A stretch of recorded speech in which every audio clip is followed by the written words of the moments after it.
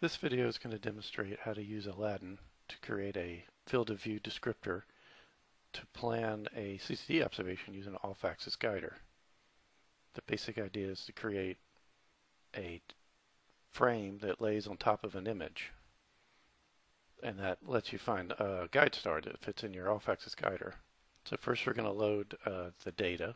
Here we're loading an image of M81, and I'm using a mouse wheel to scroll out, and I want to find M82 as well. So now we have both on the screen, and then I'll pan to center it.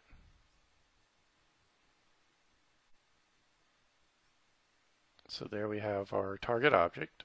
Go back to select mode, and then we're going to go down and say load instrument field of view, and it brings up this dialog here.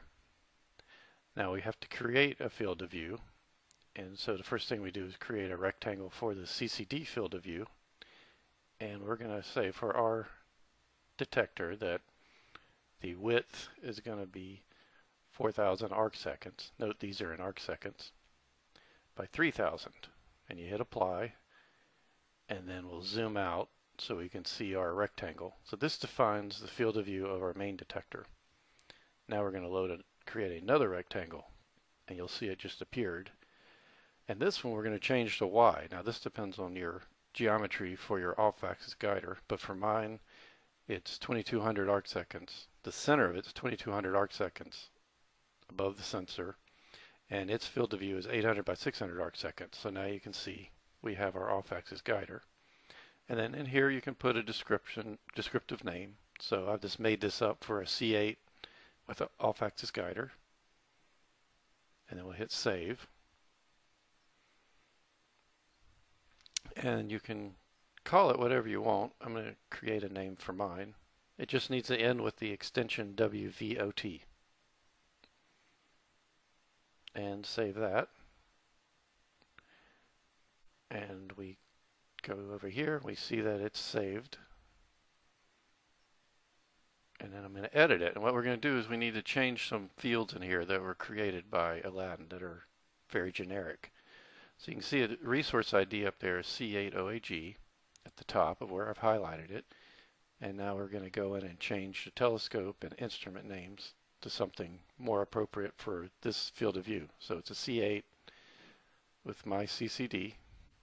Here you would put whatever CCD you want. This is a description. And then the last field is just the author. So I'll just put me, and we'll save this, and we're all done with the modifications.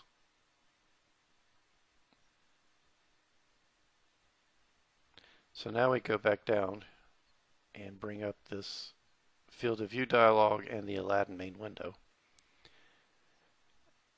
Now we click on load it, select the one we just created and open, and then at the top you'll see that instrument CCD, telescope C8, C8 with OAG, author me. So that's the one we just created, and you highlight it with blue, and the target area was already filled in when we loaded M81, so we don't have to do anything there.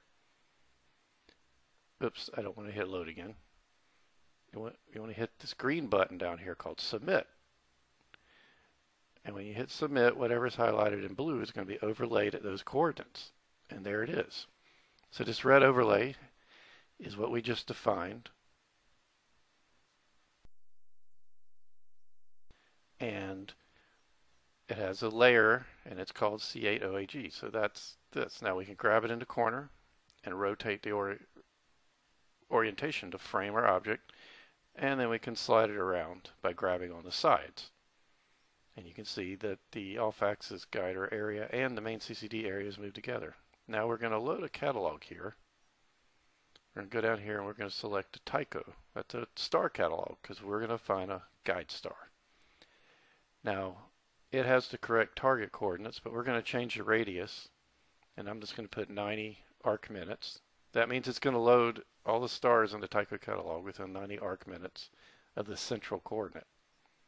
And we'll see a bunch of blue symbols appear. Those are all the Tycho stars. Now some of those are going to be fainter than we want to use. So what we're going to do is go up and go to Catalog and select a predefined filter. And this one shows only stars brighter than magnitude 12. And you'll see it created a layer called Filter.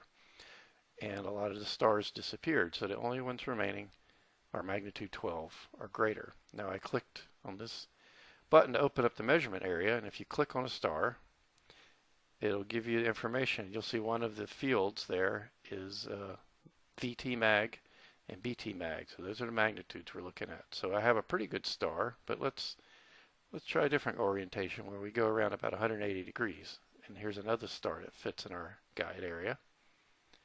That one is around 11th magnitude. Let's try this other guy right up here. And let's see what his magnitude is.